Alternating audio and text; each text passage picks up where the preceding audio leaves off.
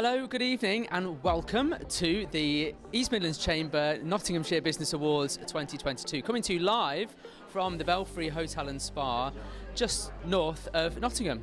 We're going to be here for the next 40 minutes giving you the red carpet live stream, welcoming the VIPs, the important people, the people that are here today, nominees, whoever we can basically find. My name's Paul Ince, I'm your host until about 7:10 when people get called into dinner, because by that point they're not interested in us or me, they're interested in the food and the awards. We've got some fantastic businesses here in Nottinghamshire celebrating everything that they've done over the past 12 months, some excellent categories, really valuable businesses, and also we've got the one of the Chamber's charities that are here today, the Nottinghamshire Wildlife Trust, who will hopefully come and speak to us in a bit.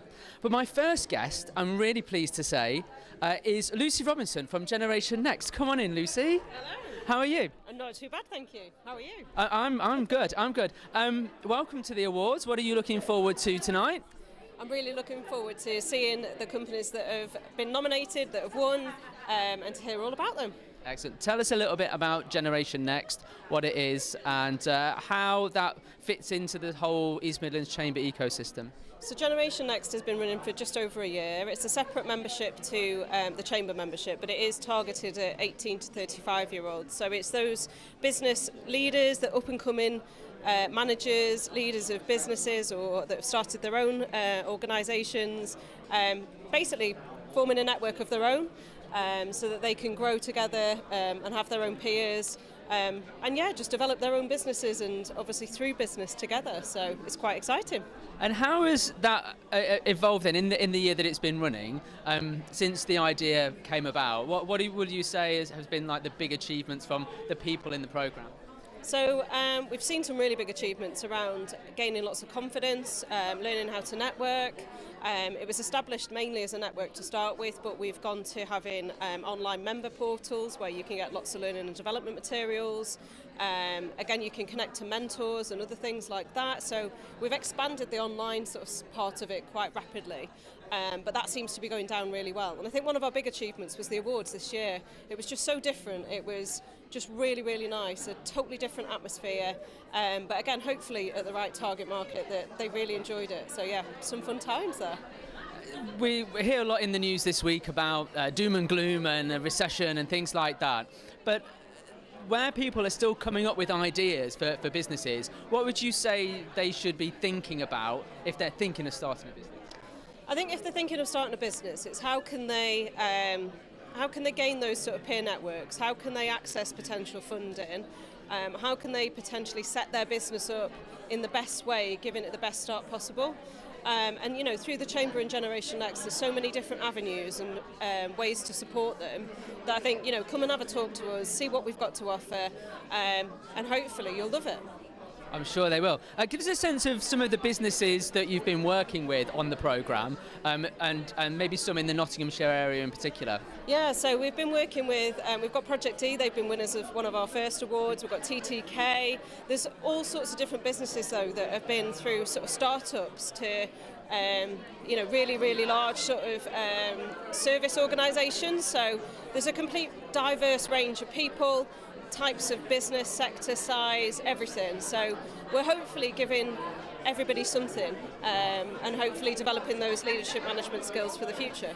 Does that help, the fact that they're so diverse? I mean, if you're Project D and you're making donuts and you're in a group with a manufacturer or, I don't know, an accountant or something that's completely different, how does that benefit that business?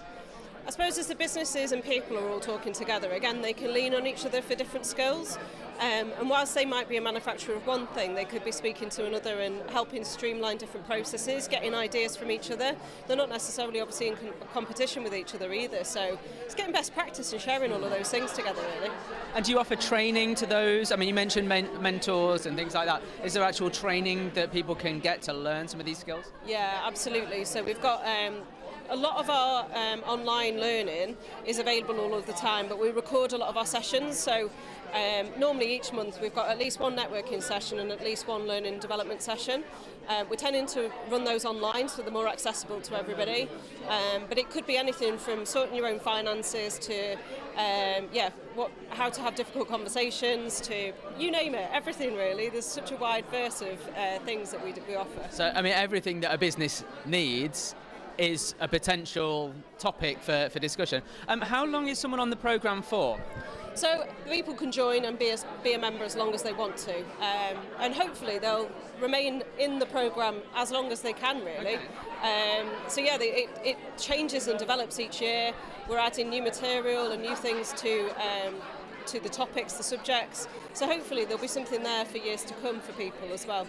But I think it's a really accessible way for businesses to support people that want to be leaders and managers in the future without the massive cost. I know from a lot of SMEs that we speak to, they really struggle to provide the training and development that a youngster might want as they work through the business. And I think this is a really affordable way. So with my background in HR, I think it's a really, really affordable way to sort of get ahead, really, and retain people in this challenging time as well, where we're looking at recruitment. So, yeah.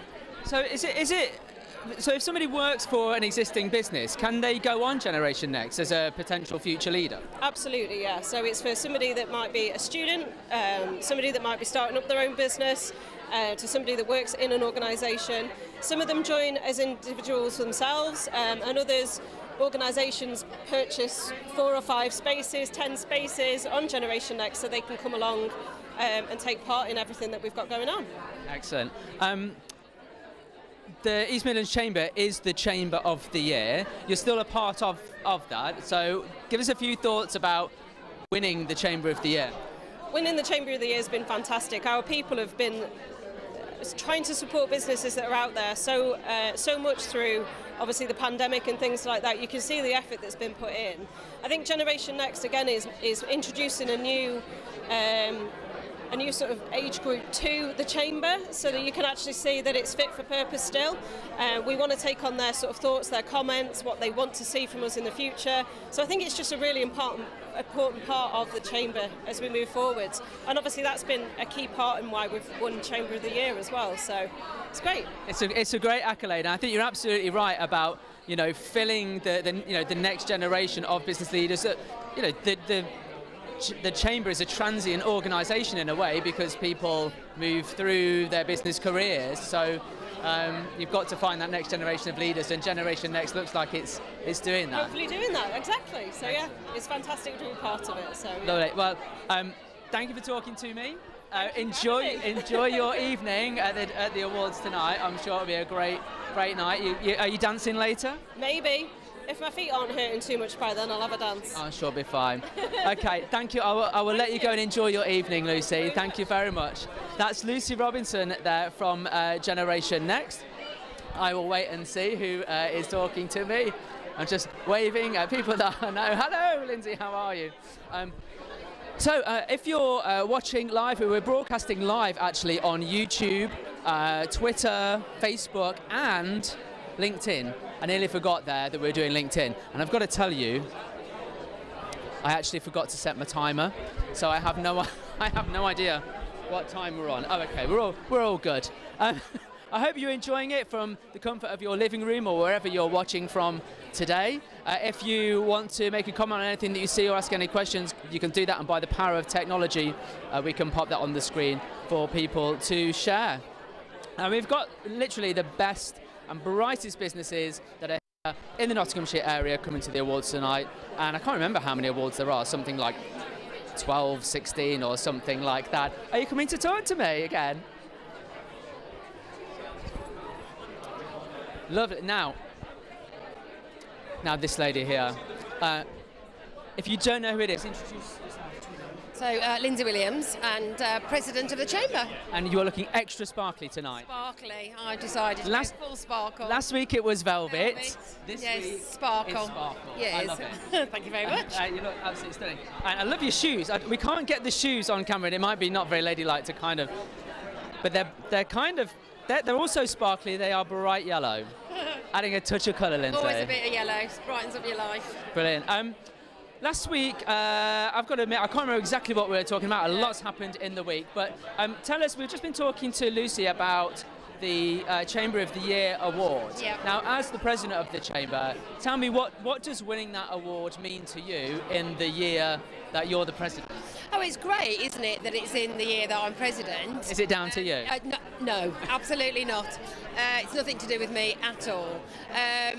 So, I mean, what I think is great about it for the team, for the Chamber team, is it's just a real recognition of the hard work that they do and the great services that the East Midlands Chamber provides to its members.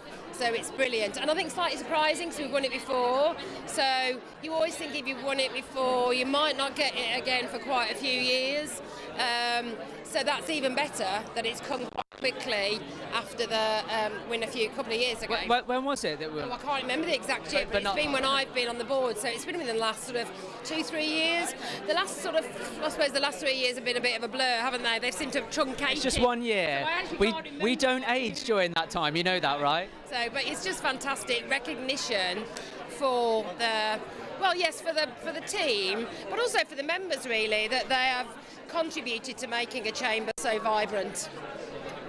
What would you say, well, I mean, there's lots of chambers out there, right? So that's another reason why I think it's such an accolade that East Midlands Chamber is Chamber of the Year. What do you see the future looking like for chambers across the country? What do chambers need to do to keep up with the way that business is running, with new technology and developments around there? Well, they need to do exactly that, don't they? They need to keep up with what the membership needs, and they need to be recognising that things change and that services are now much more digital and online. People want instant access to advice and support. They want an agile membership.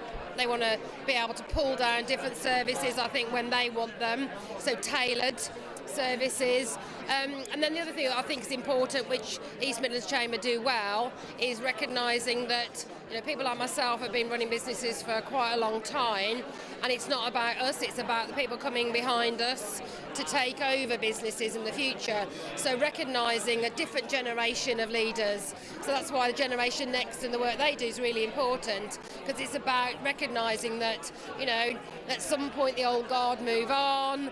We're there for wise advice, but actually it's the younger people coming through, in their 30s, their 20s and 30s, that will be leading organisations in the next 10, 15, 20 years.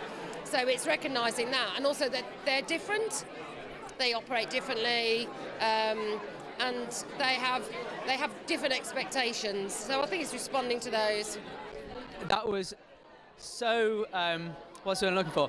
That dovetailed so nicely into what Lucy was just saying. Okay, that's that was really excellent. I didn't hear what she said. No, Really well, good. it's very noisy here, so you probably can't. But yes, that looking at the next generation, looking at always changing and evolving to make sure that those services are provided.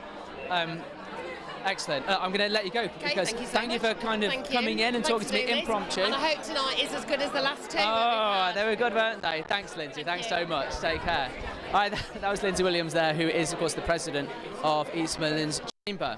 Okay, who do we have next, sir? Nick. Nick, hi, Nick. Nice to see you. And you? I've watched you on the previous two. Oh, have you? weeks, Oh, no pressure. Was it all right? It looked fine from our end. Oh, good. Come and stand on a little tea there. Nick, give us a little bit of an introduction as to who you are and your organisation and what you do. So my name is Nick Mellors. I'm the founder of Innovation Nottinghamshire. We're a not-for-profit which was created to inspire and create business and career opportunities here in Nottinghamshire and across the East Midlands.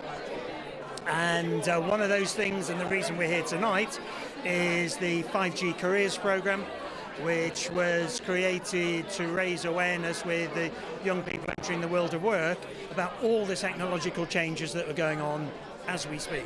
Some powered by 5G, but also lots of other things, using things like augmented reality, virtual reality, the Internet of Things, awful phrase. We spent some time explaining that it just means sensors. The technology industry is rubbish for creating fancy words. I think most people know what a sensor is. the Internet of Things is just sensors, but you put sensors on machines, you can manage them, you can fix them before they break. You put sensors in an old person's home, you can care for them remotely. They use. If you put a sensor on your nana's kettle, you'll know she's got up in the morning. That is very true.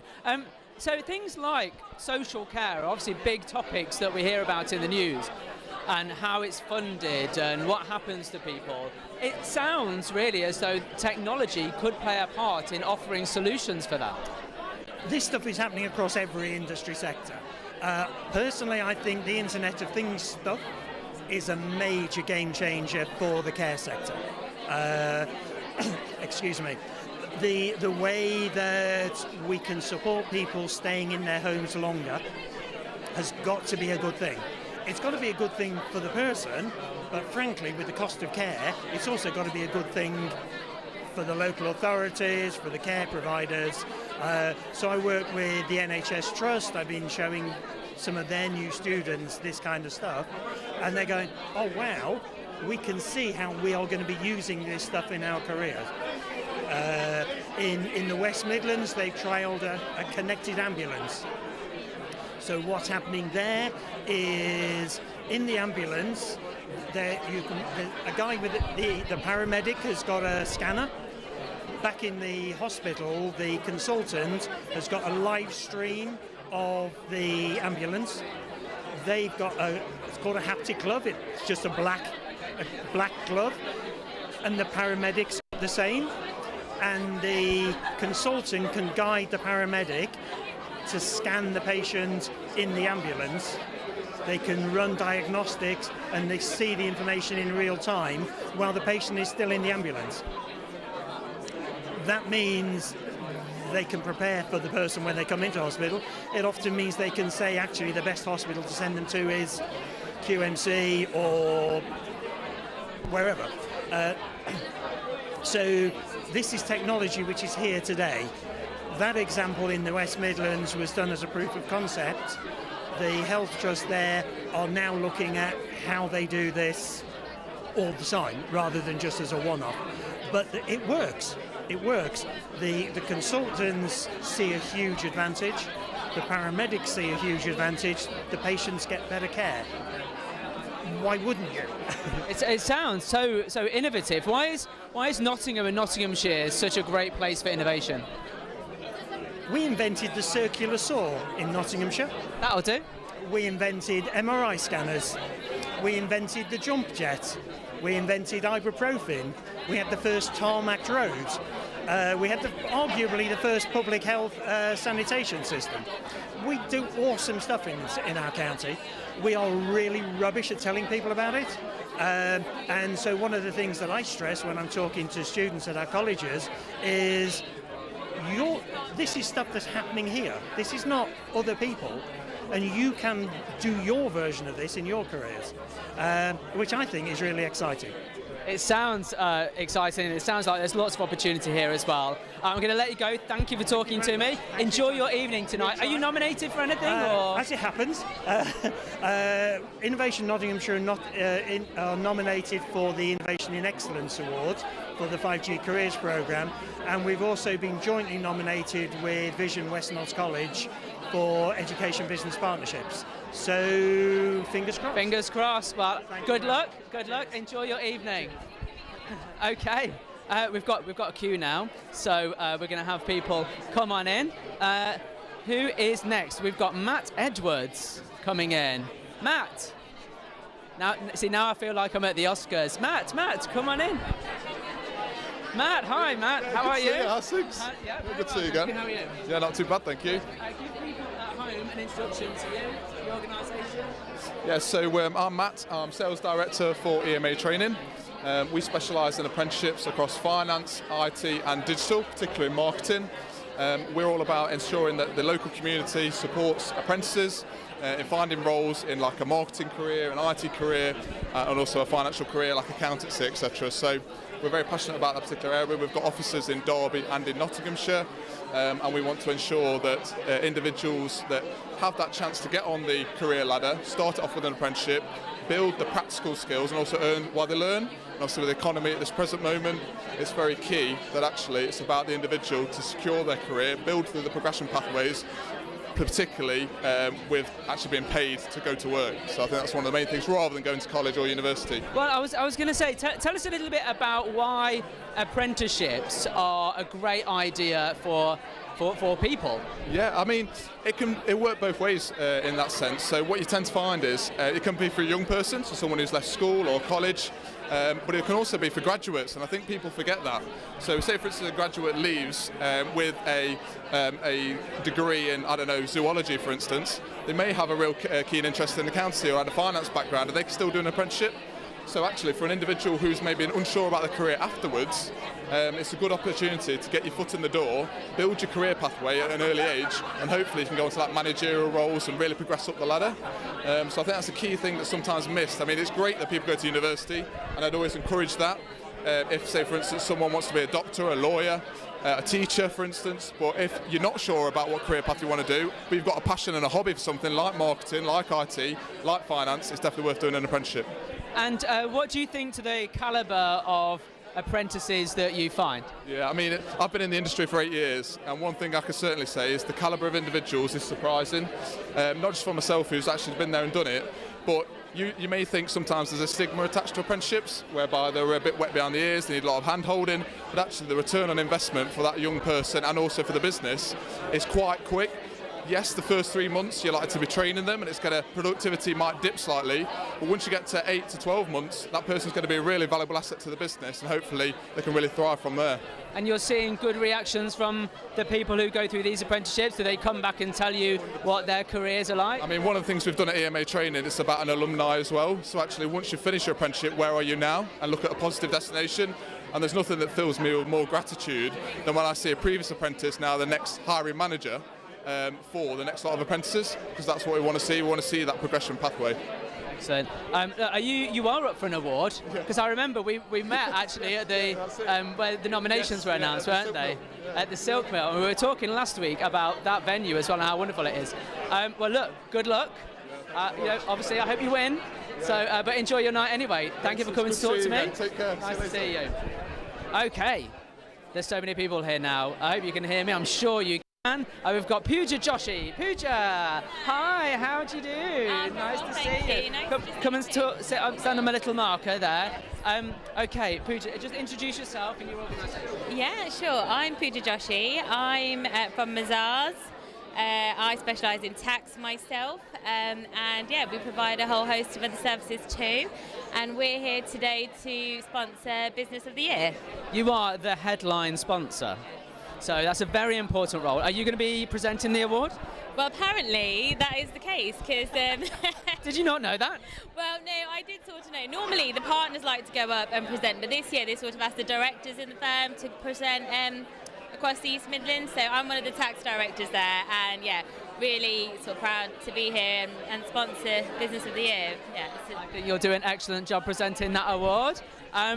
Tell us a little bit about the type of businesses that you see in the Nottinghamshire area, whether that's being really innovative or creative, or how do you assess the overall performance of Nottinghamshire, the kind of business world in Nottinghamshire? I think there's a mix of businesses in Nottingham. There are a lot of tech-based businesses, and then obviously with us being in the Midlands, there are a lot of manufacturing businesses, and what we tend to see most commonly in this market are also privately owned businesses, so as opposed to sort of listed and that kind of thing. And so I know a lot of the companies here are actually privately owned businesses too, and that's just sort of the area they operate in. And but yeah, no, that's sort of, I think there's a mix. What are you looking forward to tonight, apart from presenting one of the key awards? There's lots of businesses here tonight, and I know a lot of them already, so I'm really looking forward to going out there and talking to them a little bit more. And it's just fantastic to come together and celebrate businesses in the local community, and especially with people having been through such challenging times recently, personally and business-wise. So it's really nice to come together, celebrate, and yeah, I'm just looking forward to networking. And it's a bit of a shame that I'm very last to present, so I've got to have that in the back of my mind. Oh yeah, I've got to go up, Yeah, but you know. You can't let yourself go too much, can you? Yeah, no. So yeah, I'll be mindful of that. But no, definitely happy to meet all the different people in the business community here today. You know, by the time it's the final award, people won't care. Yeah, I think people won't be listening, so I should get away with it, I think. You'll probably be able to say anything by that point. No. So, I mean, I have to say, it's a great turnout, and one of the things that always surprises me, or has done over the last couple of weeks when we've done Leicestershire and Derbyshire, is it feels like this is when people are back. You know, after the last few years, you know, people really feel like there's something to celebrate. Would you echo that? Yeah, I'd absolutely echo that. And I think, you know, it's really important to pause and reflect. I think in the world we live in today, everybody is always going at 100 miles an hour, and they're growing their business, which is great, and they're working really hard, but it's just nice to pause, reflect, celebrate, and just mark the occasion in the right way, like we are today. Brilliant. Well said. Have a great night. Good luck. I know you're not nominated because you're doing the sponsor thing, but I'm sure you know people will be here, will recognise you, and I know that Mazars has sponsored the event for a number of years, and it's really well appreciated. So have a great night. Thank you very much. Enjoy your time on the stage. Thank you. Lovely to meet you. Okay, that was Pooja from Mazars, who are of course the headline sponsor here at the Chamber Awards. Just as a reminder, we are coming to you live from the Nottingham Belfry Hotel and Spa for the East Midlands Chamber Nottinghamshire Business Awards 2022. And I'm delighted to welcome from the Nottinghamshire Wildlife Trust, Paul Wilkinson. Hiya. How do you do? Great to be here, isn't it? What an amazing evening. It's so busy and so, I don't know, it's got an energy about it now. It's because we're heading into dinner and they've had a few drinks. Well, absolutely, yeah. The drinks are flowing. We're all kind of excited, looking forward to the awards. Tell us a little bit about Nottinghamshire Wildlife Trust, what it is that you do, what your remit is, and what your involvement is tonight. Yeah, well, we're delighted to be one of the President's charities this year. We're a wildlife conservation charity based in Nottinghamshire. We run 42 nature reserves across the county. We've got 500 volunteers, we've got 15,000 members of the County Wildlife Trust, and it's really all about protecting nature, connecting people to nature, and inspiring them about kind of the natural world and how wonderful it is. Do you think that since the pandemic started, where people had that time at home, whether they were furloughed or whether they just weren't able to work, do you feel like you've benefited from people's reconnection with nature? Absolutely, massively, yeah. We've been contacted during the lockdown, people saying, well, we couldn't go anywhere. People saying, I've got the map out and I've found this place and it's a nature reserve that I never knew was there. And other people really moving stories saying how much they found solace and peace in the lockdown, and because obviously it was a really difficult time for lots of people's mental health, physical well-being, mental well-being, and people just really found joy in listening to the birds, sitting under a tree, just taking the time out and exploring their local area and just listening and looking for wildlife and just finding real pleasure in that. So now that a lot of companies are kind of back in the thick of it, you know, when we were driving here today, you know, it was tailbacks and, you know, red lights and general kind of Friday afternoon rush hour. How do you encourage people to keep up those habits that they've gained? Well, it is difficult, and we thought at the time there was going to be a new normal, but it feels like just the normal, doesn't it? But people have sustained that. Our membership's grown by 27% in the last 2 years. We've got lots of people who want to volunteer for us, who want to actually campaign with us as well. So to campaign to protect their local green spaces or campaign for a better future, contacting their politicians, contacting decision makers, and really getting them to take the climate and ecological crises that we're facing seriously. So we have definitely seen a kind of a lasting connection between people. But we know that it's there. Human beings are part of nature. We need nature, and I think it's that trigger for lots of people has stayed on, which is wonderful. You said there are 42? 42 nature reserves in Nottinghamshire, yeah. Okay, which is your favourite and why? It's got to be Ploughman Wood. It's a beautiful ancient woodland, and this time of year, obviously the autumn colours, the reds and greens and golds, superb, lots of old ancient trees, beautiful paths, not that far from the city, just north of Nottingham near Loudham. Absolutely stunning, so definitely that's one to go to. And which of the reserves that have you kind of taken on that you've had to kind of develop? Because am I right in thinking you will have taken on some, not quite brownfield sites, I don't know if you call them that, but things that were neglected and got them back to where they were? What's your biggest achievement there? Well, interestingly, quite a few of our nature reserves are actual old mineral quarries. So they were huge scars on the landscape, big holes which are now filled with water. They've got beautiful kind of reed beds and woodland. We own a lot of water. That's good. But so they're incredible now. I mean, for Nottinghamshire is one of the largest producers of sand and gravel. So we've got an awful lot of old quarries, and it's one of the biggest opportunities to put wildlife back in the landscape, to turn these places that were once really industrial and, as I say, a blight on the landscape, to something that's absolutely wonderful, where people can go and walk and experience nature, and where actually wildlife can thrive. So our Idle Valley Nature Reserve near Retford, our Attenborough Nature Reserve just to the south of Nottingham, are both mineral quarries, and they both attract hundreds of thousands of people a year, but are both really just packed full with wildlife, including beavers at the Idle Valley. For the first time in 400 years, we've got beavers back in Nottinghamshire, having been hunted to extinction. Well, you know, I was going to ask, has there been any species that you've managed to kind of come back, bring them back from the brink, as it were? Yeah, well, this time last year, actually, we introduced 8 beavers to the Idle Valley, which was the largest reintroduction in England, and it was into the largest enclosure in England as well. So 65 hectares, so a huge area, like 120 football pitches kind of size. But so we've got a family of beavers in there, and then we had 2 singletons who've since got together, which is really quite exciting. So we'll see. But it's wonderful. We're working with the University of Nottingham Trent University, with PhD students, master's students. So there's got a lot of research there as well. But the beaver is an engineer. It's a natural engineer. They fell trees, they build dams, they create the landscape that they want to live in. They're absolutely incredible animals, so we're just delighted that they're back in the county for the first time in 400 years. That's absolutely smashing that. Can I just ask you, how do you keep them in the area? Oh, they're fenced. There's a fence. Yeah, and we've got a group of volunteers who are out checking the fence every day to make sure that they're on. They're there. Yeah. Look, it's fantastic the work that you're doing. Just thinking about being part of the chamber, I'm sure that's been amazing for you. Have a great night tonight. Thank you for being part of this event, and thank you for the great work that you do. Thank you very much. Absolute pleasure. Cheers. Thank you. Right. I think that's all we have for tonight. I hope you've enjoyed these live streams. I have to say, I've really enjoyed doing them. Talking to the many businesses and many people that have been involved in this event. It always is a cracking event, and I know that people are going to have a wonderful time tonight. Good luck to all the people that are nominated up for their awards. There's going to be lots of dancing. Patrick Monaghan, who's the host, a great host. Otherwise, we will hopefully see you doing something very similar next year. Thanks for watching.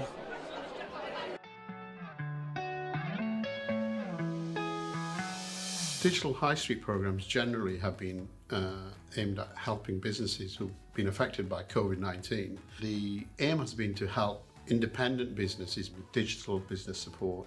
We've engaged with 126 businesses. Out of those 126, 81 have actually engaged with us and created a social media platform. Some people had a brand new website. They were then able to generate more income for the business and look a lot brighter going forward. So we're the largest gateway provider for Kickstart in the UK.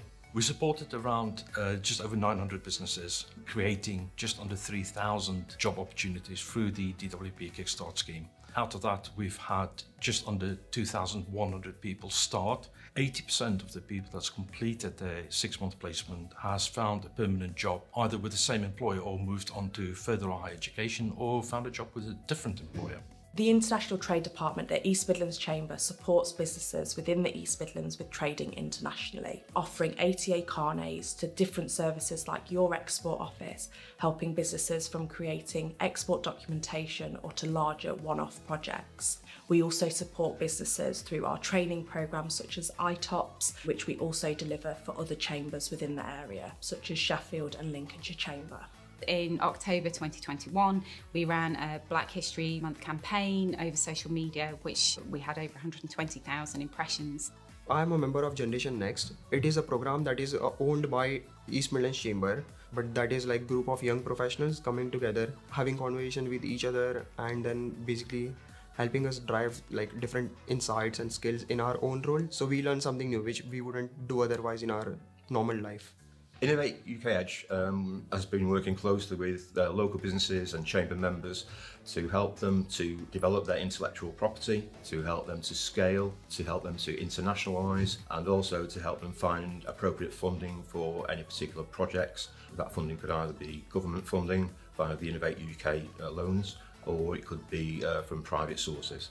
We've done a unique piece of work with the University of Derby, which is over 7 years, to look at green growth trends and the areas where businesses say they need extra support, either through forum activities, training. We bring together all the funding that's available in one place. Through our Sustainable East Midlands campaign, we have coalesced a lot of activity that we do around supporting businesses to reach their net zero ambitions, whether it's fitting solar PV, whether it's strategies to set their carbon footprint and look at how they can access different markets.